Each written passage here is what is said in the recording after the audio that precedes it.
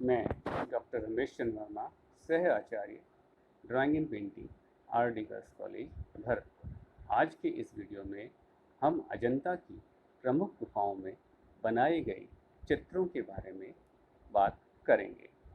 अजंता की गुफाएं महाराष्ट्र राज्य में औरंगाबाद जिले के जलगांव कस्बे के निकट बाघोरा नदी के तट पर सतपुड़ा पर्वत श्रृंखला में अर्धचंद्राकार चट्टान में काटकर 30 गुफाओं के रूप में हमें प्राप्त होती हैं। इन गुफाओं का निर्माण अलग अलग समय में हुआ है। भारतीय पुरातत्व सर्वेक्षण विभाग द्वारा इन गुफाओं को सुविधा की दृष्टि से प्रारंभ से लेकर अंत तक एक क्रम यथा 1, 2, 3 क्रमशः 30 तक दिया गया है। इनका समय दूसरी शताब्दी ईस्वी पूर्व से छठी शताब्दी के मध्य माना गया है। इन गुफाओं में गुफा संख्या 13 सबसे प्राचीन है, जो 200 ईस्वी पूर्व में निर्मित की गई थी। इसके बाद 9 व 11वीं गुफा है, जो 200 ईस्वी पूर्व के बाद निर्मित की गई है। छठी व 7वीं गुफा 450 ईस्वी से 500 ईस्वी के मध्य बनी है। गुफा संख्या 15 से 22 तथा 1 से 5वीं गुफा 500वीं ईस्वी तक पूरी हुई है। इन गुफाओं में 8 से 13 नंबर की गुफा हीनयान संप्रदाय से तथा शेष गुफाएं महायान संप्रदाय से संबंधित है। हीनयान संप्रदाय से तात्पर्य है जहाँ पर बुद्ध को मानवीय रूपों में निर्मित नहीं किया जाता था। यह हीनयान संप्रदाय की विशेषता रही। वहीं महायान संप्रदाय ने बुद्ध को एक देवीय स्वरूप के रूप में मान लिया गया था और बुद्ध की मानव आकृतियों की पूजा की जाती थी या बुद्ध के जीवन से संबंधित दृश्यों में उन्हें मानवीय रूपों में चित्रित किया जाता था। तो इस प्रकार से गुफा संख्या 8 से 13 तक की गुफाएं हीनयान संप्रदाय से तथा शेष गुफाएं महायान संप्रदाय से संबंधित रही हैं। इन 30 गुफाओं में कुछ गुफाएं चैत्य गुफाएं हैं और कुछ गुफाएं विहार गुफाएं हैं। चैत्य गुफाएं उन्हें कहा जाता है जो कि देवालय के रूप में बनाई गई थी, अर्थात यहाँ बैठकर बौद्ध धर्म से संबंधित बौद्ध भिक्षु पूजा अर्चना किया करते थे। एवं विहार गुफाएं वे गुफाएं हैं जिनमें बौद्ध भिक्षु रहा करते थे। विहार गुफाओं के अंदर बौद्ध जी के जीवन से संबंधित विभिन्न घटनाओं को चित्रित कर उन सभी बौद्ध संप्रदाय के लोगों को उनके जीवन के से प्रेरणा लेने हेतु चित्र बनाए गए थे। इन गुफाओं में भगवान बुद्ध के जीवन चरित्र तथा जातक कथाओं का अंकन मिलता है। जातक कथाओं से यानी उनके पूर्व जन्म की कथाओं से, जो कि उन्होंने अनेक वर्षों तक अलग अलग स्वरूपों में जन्म लिया था और धीरे धीरे अंत में बौद्ध के रूप में अवतरित हुए थे। तो यह उनकी पूर्व जन्म की कथाओं को हम जातक कथाओं के रूप में मानते हैं। कभी ये सभी गुफाएं चित्रित की गई थी, परंतु अब केवल गुफा संख्या 1, 2, 9, 10 तथा 16 व 17 गुफा में ही चित्रों के अवशेष दिखलाई देते हैं। इन चित्रों का वर्णन इस प्रकार से है। अब हम गुफा संख्या के हिसाब से उनमें पाए गए चित्रों एवं चित्रों की विशेषताओं के या उनके चित्रों का वर्णन देखेंगे। यह गुफा सबसे अर्वाचीन होने के कारण यानी सबसे नवीन होने के कारण सबसे अधिक सुरक्षित है। इसकी संपूर्ण दीवारें चित्रों से भरी पड़ी हैं। साथ ही छत पर भी सुंदर अलंकरण मिलते हैं। इस गुफा के प्रमुख चित्रों के नाम इस प्रकार हैं: बोधिसत्व पद्मपाणि, बोधिसत्व वज्रपाणि, काली राजकुमारी, मार विजय, महाजनक जातक, प्रेमी युगल का दृश्य, शिवी जातक, कृशकाय एवं पीड़ा से विभल एक सुंदरी का चित्र, नागराज की सभा का चित्र, सम्राट पुलकेशन द्वितीय की राज्यसभा, चंपेय जातक, सांडों की लड़ाई, चींटियों के पहाड़ पर सांप की तपस्या तथा सुंदर अलंकरण हैं। इनमें कुछ चित्रों का वर्णन इस प्रकार से है। बोधिसत्व पद्मपाणि, इस चित्र में अलौकिक बुद्धि तथा दया की मूर्ति महात्मा बुद्ध को अपने आसपास की आकृतियों से बड़ा एवं तनिक आगे की ओर झुककर नीचे की ओर देखते बनाया गया है।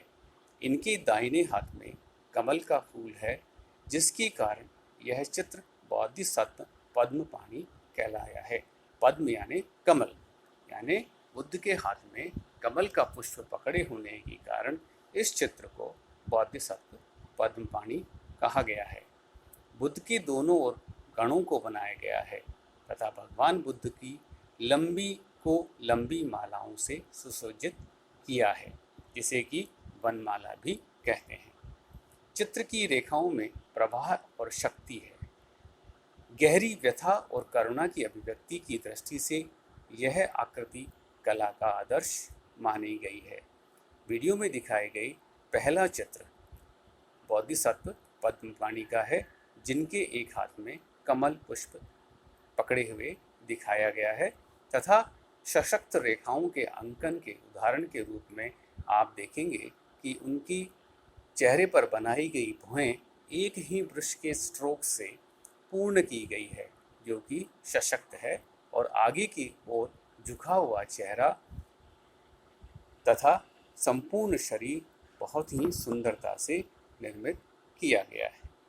दूसरा चित्र बोधिसत्व वज्रपाणि, जो कि बुद्ध को मुकुट पहने हुए यानी राजसी वेशभूषा में बनाया गया है। इसी चित्र में जो दूसरा भाग है उसमें इस चित्र का स्वरूप आपको दिखाई देगा। इस चित्र में महात्मा बुद्ध को राजसी वेशभूषा में चित्रित किया है। आकर्षक मुकुट तथा आभूषण पहने बुद्ध के चेहरे पर आध्यात्मिक शांति एवं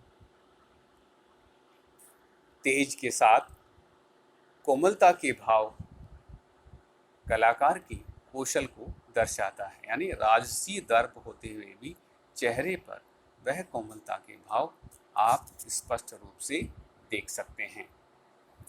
इसी क्रम में तीसरा चित्र है काली राजकुमारी।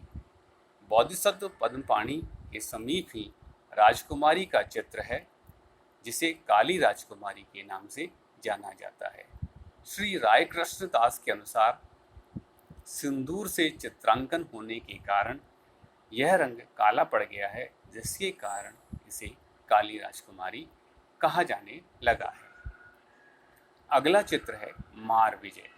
जब भगवान बुद्ध बौद्धत्व प्राप्ति के लिए तप कर रहे थे, तो उनके तप को डिगाने हेतु यानी उनके तप को भंग करने हेतु कामदेव ने अनेक प्रयास किए थे। उसी का चित्रण इसमें किया गया है। इसमें अनेक कामुकतापूर्ण, भयंकर एवं क्रूर आकृतियां बनाई है। वहीं तपस्वी के रूप में शांत एवं ध्यान मग्न बुद्ध को दर्शाया गया है। पास ही एक लाल बोना आंखें फाड़कर बुद्ध को डराने का प्रयास कर रहा है। एक भयानक आकृति तलवार चलाते बनाई गई है। इस प्रकार अनेक प्रयत्न करती हुई आकृतियां बुद्ध के तप को नहीं डिगा पा रही हैं। इसलिए इस चित्र का नाम मार विजय रहा, यानी उन्होंने इतने तप को दिगाने के प्रयास के बावजूद अपनी तपस्या को नहीं छोड़ा था। अगला चित्र है महाजनक जातक। गुफा की बाईं भित्ति पर महाजनक जातक की कथा अंकित है, जो अलग अलग टुकड़ों में बनी है। चित्र के प्रथम दृश्य में राजकुमार महाजनक किसी देश पर आक्रमण करने की योजना पर अपनी माँ से विचार विमर्श कर रहे हैं। आगे की ओर सेना का प्रयाण यानी प्रस्थान दिखाया गया है, जो जुलूस के रूप में द्वार से बाहर निकल रहा है। निकट ही जैतवन का दृश्य है, जहां सन्यासी प्रवचन दे रहे हैं। युद्ध के पश्चात राजकुमार को विरक्ति हो गई थी और उन्होंने वैराग्य ले लिया था। उसी के प्रतीक स्वरूप यह वन दिखाया गया है। इससे आगे पुनः सेना का प्रयाण, सागर पार करने तथा नौकाएं टूटने आदि के दृश्य अंकित हैं। इस चित्र के मध्य में नृत्य करती स्त्री का चित्रण भी है। इसमें स्त्री को मुकुट पहने नृत्य करते दर्शाया है। इसमें नृत्य की गति को उड़ते हुए वस्त्रों एवं अधो वस्त्रों की घूमती धारियों द्वारा चित्रकार ने चित्र में सजीवता एवं सुंदरता धारियों को दर्शाकर चित्रकार ने चित्र में सजीवता व सुंदरता पैदा कर दी है। नर्तकी का कोमल शरीर एवं गति को चित्रकार ने अपनी तुलिका से साकार कर दिया है। इसकी चारों तरफ वेणु यानी बांसुरी बजाते, ताल, मंजरिका, वादकों को बनाया गया है, जो नृत्य की संगति में मगन दर्शाए गए हैं। अर्थात एक चित्र में संपूर्ण घटनाक्रम को दर्शाने का प्रयास किया है।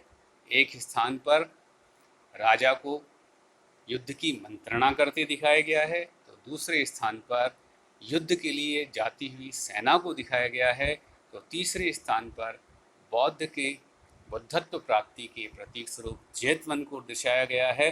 वहीं राजभवन में नृत्य करती हुई स्त्री का चित्र भी प्रदर्शित किया गया है। अर्थात टुकड़ों टुकड़ों में चित्रों का निर्माण करके वह उस संपूर्ण घटना को प्रदर्शित करने का प्रयास करते हैं। गुफा संख्या 1 में उत्कृष्ट चित्र के रूप में हमें प्रेमी युगल का दृश्य भी दिखाई देता है। इस गुफा की पूर्वी द्वार पर प्रेमी युगल का आकर्षक चित्र है, जो आज विश्व विख्यात हो गया है। इस चित्र में स्त्री को टेरावट ग्रीन यानी हरे रंग तथा पुरुष को लाल रंग से बनाया गया है। पुरुष के हाथ में मदिरा का पात्र है तथा मदिरा का नशा उस पर स्पष्ट दिखाई दे रहा है। दोनों आपस में प्रेम भाव में निमग्न हैं, जो उनके चेहरे में से दिखाई देता है। दोनों की मांसल देह इंद्रिकता का भाव प्रदर्शन करती है। इस प्रकार से आगामी वीडियो में हम अन्य गुफाओं के अंदर प्राप्त चित्रों के बारे में बात करेंगे।